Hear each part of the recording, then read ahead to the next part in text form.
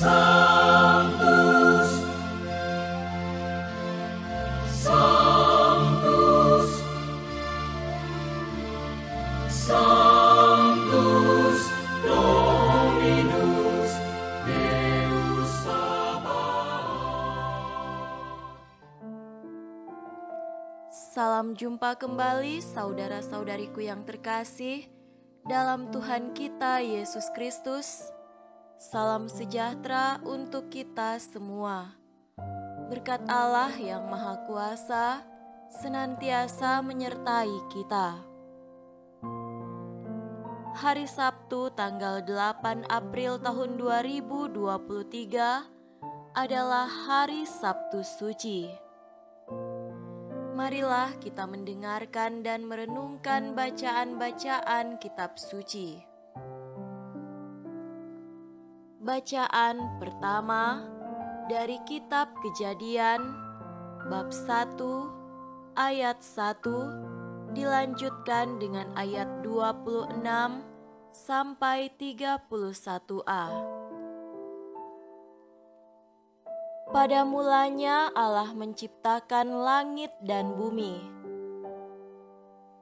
Berfirmanlah Allah, baiklah kita menjadikan manusia menurut gambar dan rupa kita, supaya mereka berkuasa atas ikan-ikan di laut dan burung-burung di udara dan atas ternak dan atas seluruh bumi dan atas segala binatang melata yang merayap di bumi.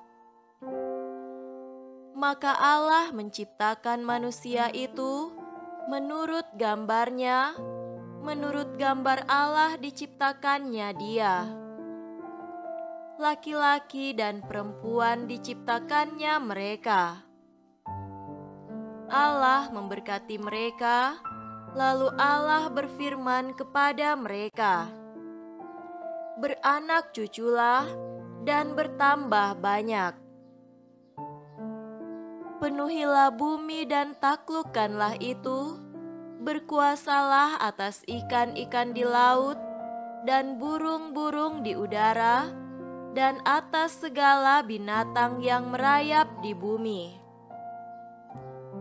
Berfirmanlah Allah, lihatlah, aku memberikan kepadamu segala tumbuh-tumbuhan yang berbiji di seluruh bumi dan segala pohon-pohonan yang buahnya berbiji.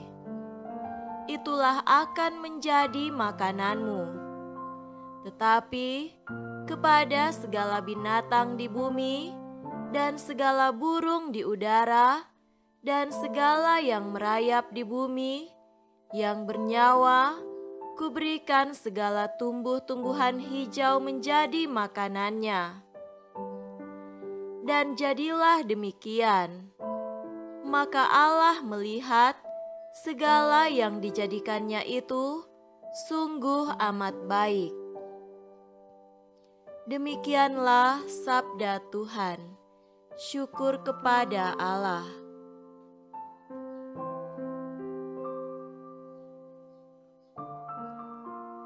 Bacaan epistola dari surat Rasul Paulus kepada jemaat di Roma, bab 6 ayat 3 sampai 11. Atau tidak tahukah kamu bahwa kita semua yang telah dibaptis dalam Kristus telah dibaptis dalam kematiannya? Dengan demikian, kita telah dikuburkan bersama-sama dengan Dia oleh baptisan dalam kematian, supaya sama seperti Kristus telah dibangkitkan dari antara orang mati oleh kemuliaan Bapa, demikian juga kita akan hidup dalam hidup yang baru. Sebab jika kita telah menjadi satu dengan apa yang sama dengan kematiannya, kita juga akan menjadi satu dengan apa yang sama dengan kebangkitannya. Karena kita tahu bahwa manusia lama kita telah turut disalibkan, supaya tubuh dosa kita hilang kuasanya, agar jangan kita menghambakan diri lagi kepada dosa. Sebab siapa yang telah mati, ia telah bebas dari dosa. Jadi, jika kita telah mati dengan Kristus, kita percaya bahwa kita akan hidup juga dengan Dia. Karena kita tahu bahwa Kristus sesudah Ia bangkit dari antara orang mati, tidak mati lagi. Maut tidak berkuasa lagi atas Dia, sebab kematiannya adalah kematian terhadap dosa, satu kali dan untuk selama-lamanya, dan kehidupannya adalah kehidupan bagi Allah. Demikianlah hendaknya kamu memandangnya, bahwa kamu telah mati bagi dosa, tetapi kamu hidup bagi Allah dalam Kristus Yesus. Demikianlah sabda Tuhan. Syukur kepada Allah.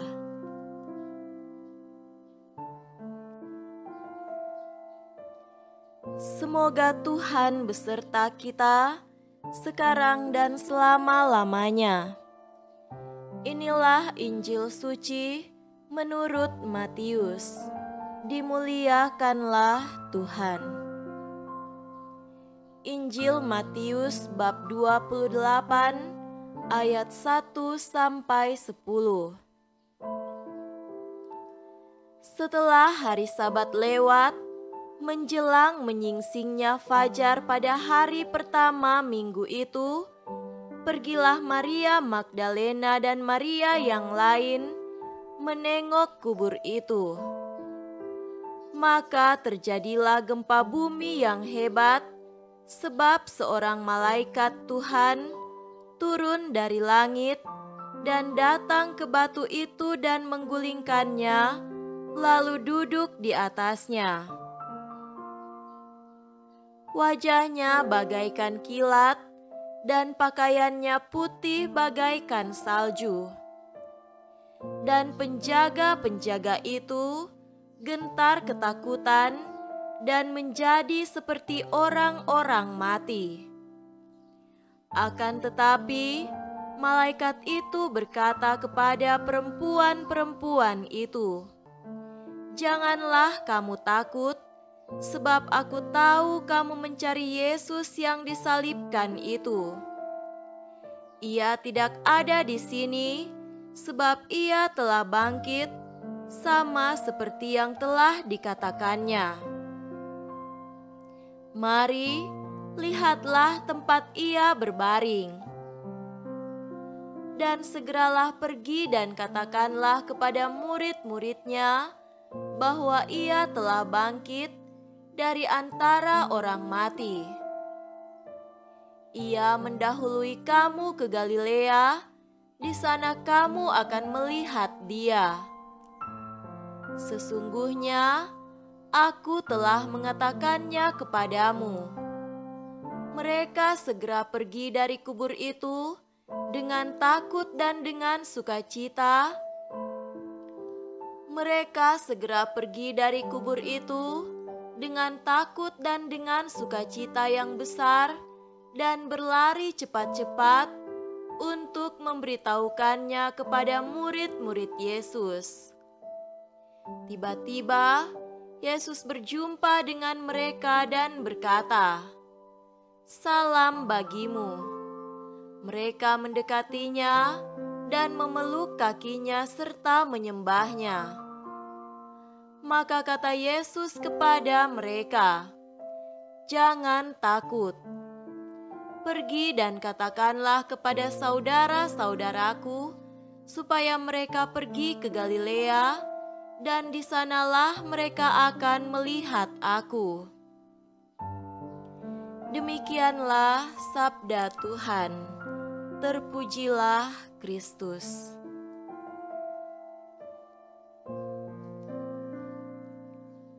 Saudara-saudariku yang terkasih dalam Tuhan kita Yesus Kristus, tema renungan kita pada hari ini adalah beralih pada kehidupan baru.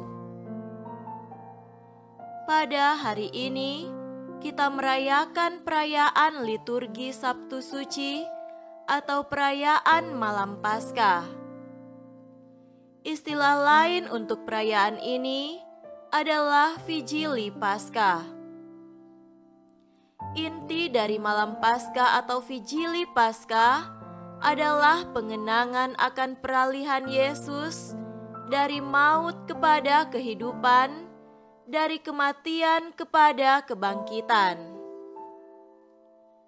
Kata Vigili tidak hanya berarti hari sebelum sebuah perayaan. Vigili berarti berjaga-jaga, menanti dan menunggu. Orang Kristen purba biasanya mengadakan acara vigili ini untuk perayaan-perayaan besar seperti Paskah. Tidak hanya 2 atau 3 jam mereka berjaga-jaga dan menanti. Mereka berjaga semalam suntuk sampai pagi, mendengarkan bacaan-bacaan kitab suci, mendengarkan penjelasannya sambil bernyanyi dan berdoa. Orang Kristen purba mengambil alih bentuk Vigili Paskah Yahudi tatkala mereka memperingati keluarnya orang Israel dari perbudakan Mesir.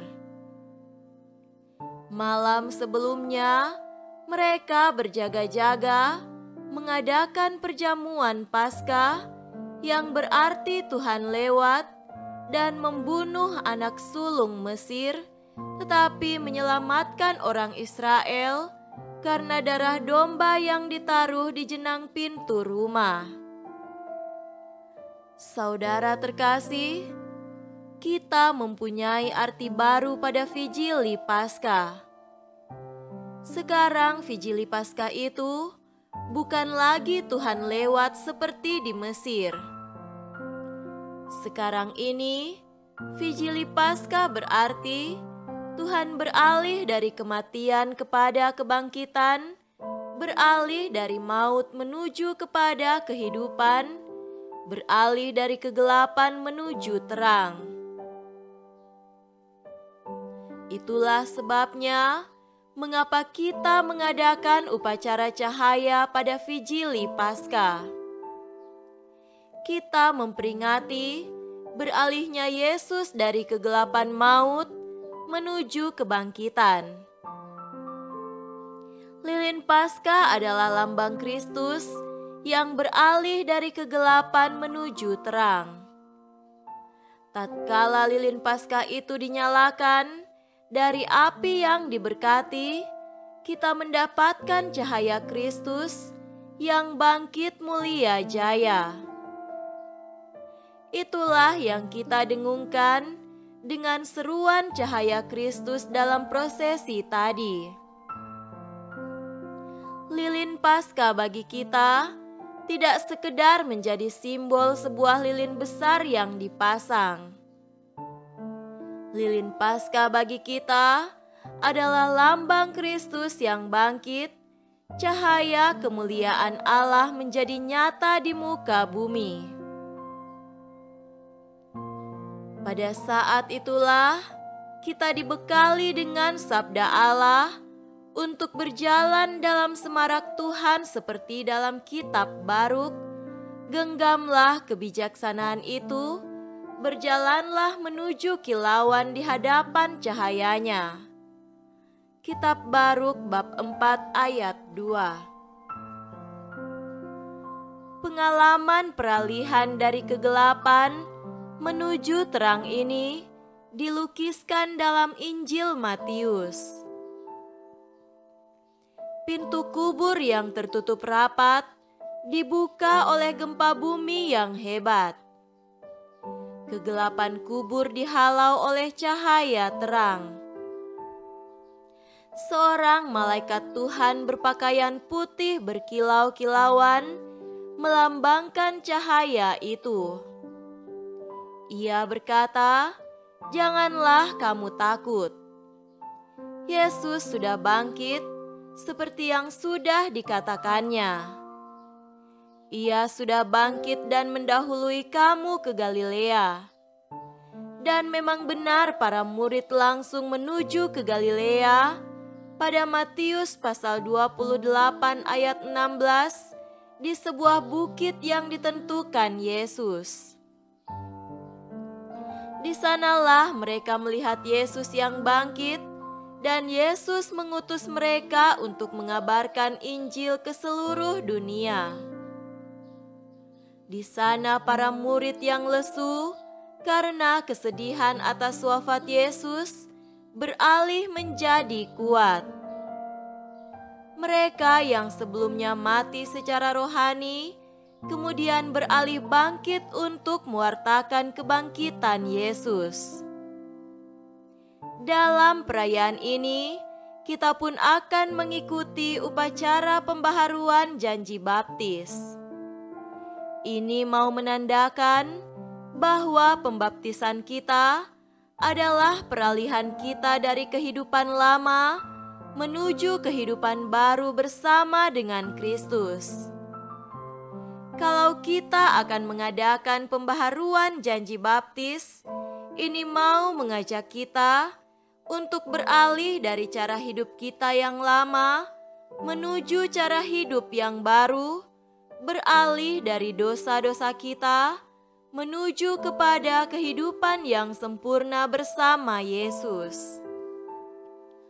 Walaupun kita sudah dibaptis, kerap kita pun melanggar janji-janji baptis kita. Karena itu, janji itu diperbaharui agar di dalam hati kita ada cahaya yang baru lagi. Itu berarti kita pada malam Paskah ini beralih bersama Yesus yang beralih dari maut kepada kehidupan, kematian menuju kebangkitan. Kita pun menggenggam tekad untuk beralih dari kehidupan kita yang diwarnai oleh kekelaman dunia kepada cahaya surgawi yang menjadi inti iman kita. Baiklah kita sungguh merenungkan janji Allah kepada umat-Nya lewat Nabi Yehezkiel. "Kamu akan kuberikan hati yang baru dan roh yang baru di dalam batinmu, dan aku akan menjauhkan dari tubuhmu hati yang keras, dan kuberikan kepadamu hati yang taat. Rohku akan kuberikan diam di dalam batinmu, dan aku akan membuat kamu hidup menurut segala ketetapanku dan tetap berpegang pada peraturan-peraturanku dan melakukannya." Kitab Yehezkiel bab 36 ayat 26 sampai 27. Malam Paskah ini adalah kesempatan bagi kita untuk memiliki hati baru, sehingga kita dimampukan untuk meninggalkan hati yang keras yang membuat kita amat sulit untuk menunjukkan kelemah lembutan dan cinta kasih, tetapi ambisi dan kesenangan, bahkan kedegilan dan kejahatan. Saudara-saudariku terkasih, marilah kita kuatkan tekad kita untuk bangkit bersama Kristus. Ini adalah malam yang berharga, malam yang bernilai. Saat kita berjaga untuk bersama-sama dengan Yesus, kita membangun semangat iman kita yang baru.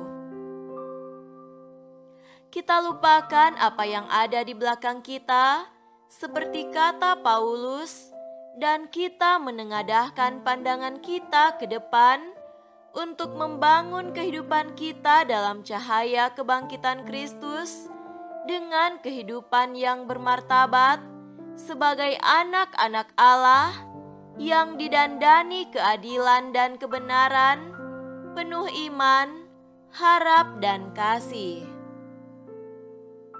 Semoga demikian. Amin.